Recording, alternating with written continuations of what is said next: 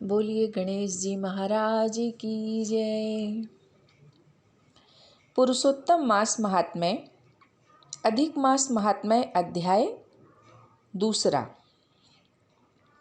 सूत जी बोले, राजा परीक्षित के पहुँचने पर भगवान श्री सुखदेव जी द्वारा कथित पुण्यप्रद श्रीमद् भागवत कथा श्री सुखदेव जी के द्वारा सुनकर तथा राजा का मोक्ष देखकर अब मैं यहाँ यज्ञ करने के लिए उद्यत ब्राह्मणों को देखने के लिए आया हूँ।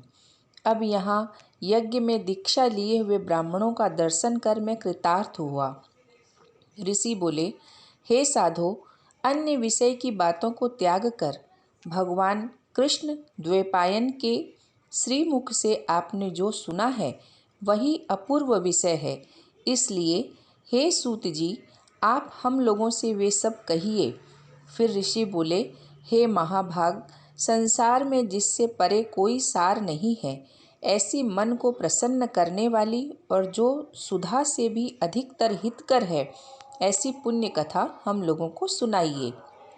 सूत जी बोले, विलोम अर्थात ब्राह्मण के चारु में क्षत्रिय चुरु मिल जाने से उत्पन्न होने पर भी मैं धन्य हूँ।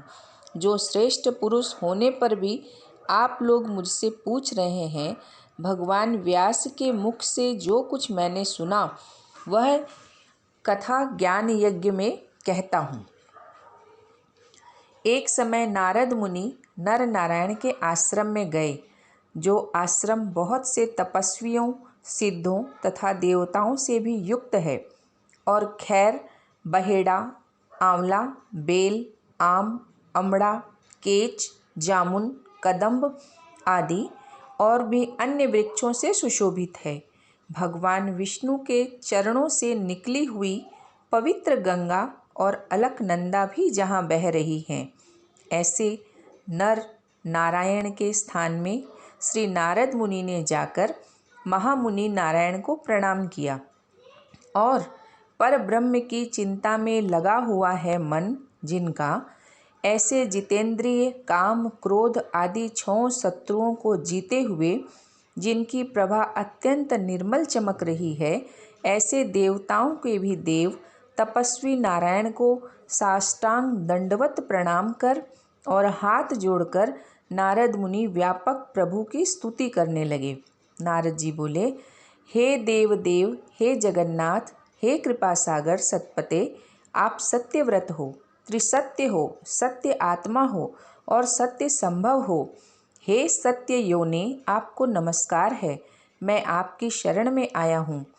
आपका जो तप है वह संपूर्ण प्राणियों की शिक्षा के लिए और मर्यादा की स्थापना के लिए है। यदि आप तपस्या ना करें तो कलयुग में एक के पाप करने से सारी पृथ्वी डूबती है, वैसे ही एक के पुण्य करने से सारी पृथ्वी तरती है। इसमें तनिक भी संशय नहीं है। पहले सतयुग आदि में जैसे एक पाप करता था तो सभी पापी हो जाते थे। ऐसी स्थिति हटाकर कलयुग में केवल कर्ता ही पापों से लिप्त होता है। वह आपके तप की स्थिति है। हे भगवान, कलयुग में जितने प्राणी हैं सब विषयों में आसक्त हैं। स्त्री पुरुष ग्रह में लगा है चित्त जिनका, ऐसी प्राणियों का हित करने वाला जो हो और जिससे मेरा भी थोड़ा कल्याण हो सके, ऐसा विषय सोचकर आप मुझसे कहने के योग्य हैं। आपके मुख से सुनने की इच्छा से मैं ब्रह्मलोक से यहाँ आया हूँ। उपकार प्रिय विष्णु हैं, ऐसे वेदों में निश्रित हैं। इसलिए लोक उपकार के लिए कथा का सार इस समय आप सुनाइए, जिसके श्रवण मात्र से निर्भय मोक्ष पद की प्राप्ति होती है। इस प्रकार नारद जी के वचनों को सुनकर भगवान ऋषि आनंद से खिलखिला उठे और भुवन को पवित्र करने वाली पुण्य कथा आरंभ की। गोपों की, स्त्रियों के मुख कमल के भ्रमर, रास के ईश्वर, रसिकों के आवरण, वृंदावन बिहारी, ब्रिज के पति आदि पुरुष भगवान की पुण्य कथा को कहते हैं।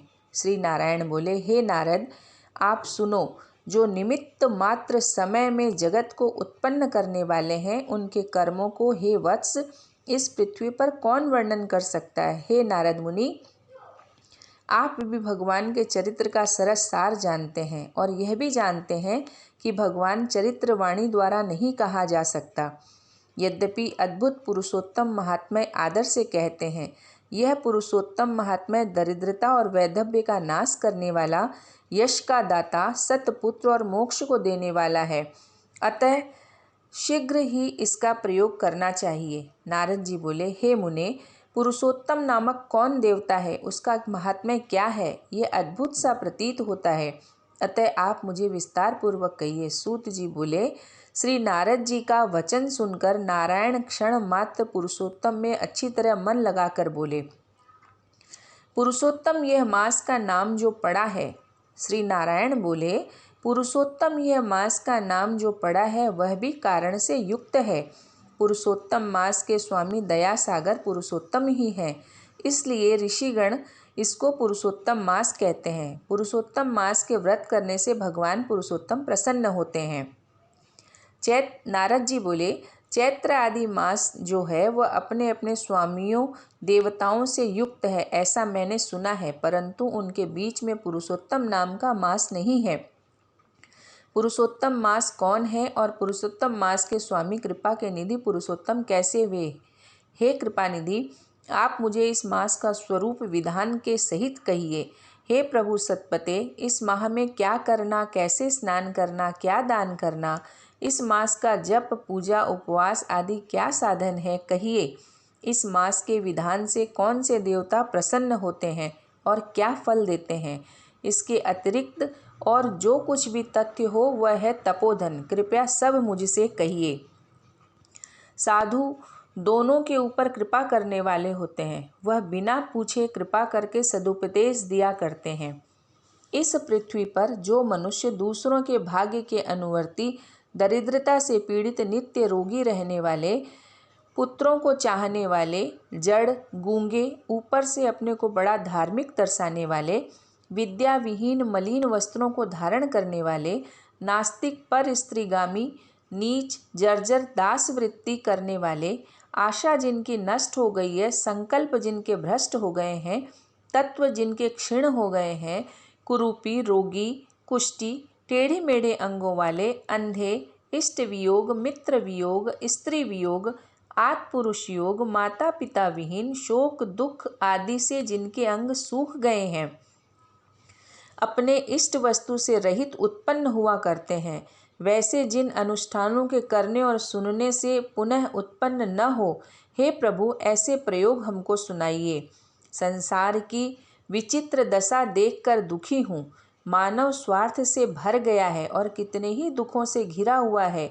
महामारी, वैधव्य, वंध्या दोष, अंगहीनता, दुष्ट व्याधियाँ, राज्यक्षमादि जो दोष हैं, इन दोषों से दुखित मनुष्य को देखकर हे जगन्नाथ मैं दुखी हूँ।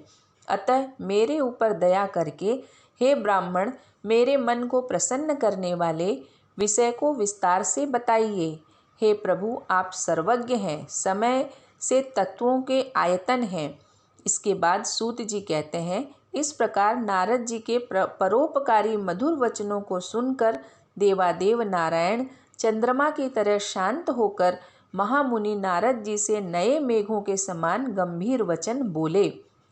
इति श्री बृहन्नारदीये पुरुषोत्तम मास में नारायण नारद संवाद प्रश्न विधि नामक द्वितीय अध्याय संपूर्ण। नारायण नारायण।